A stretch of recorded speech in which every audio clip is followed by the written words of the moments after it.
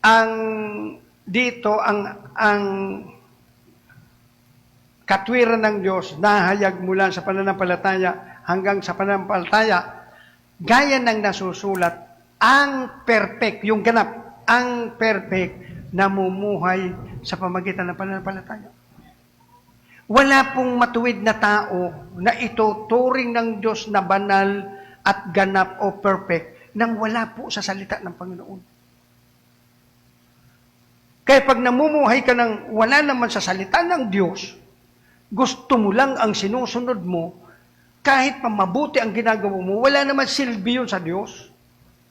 Kaya lagi ko yan sinasabi sa inyo, bago kayo gumawa, bago kayo lumakad, mag-pray kayo. Iyon ang mga pagpipray. Magsangguni sa Panginoon.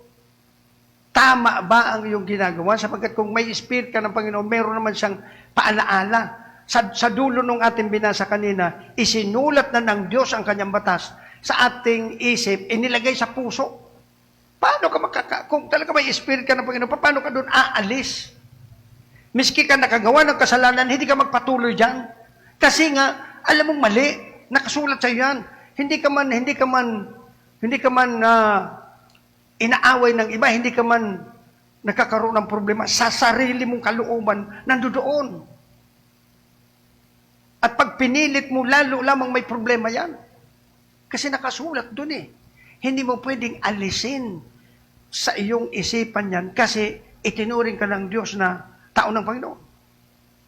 Kaya alam niyo ba,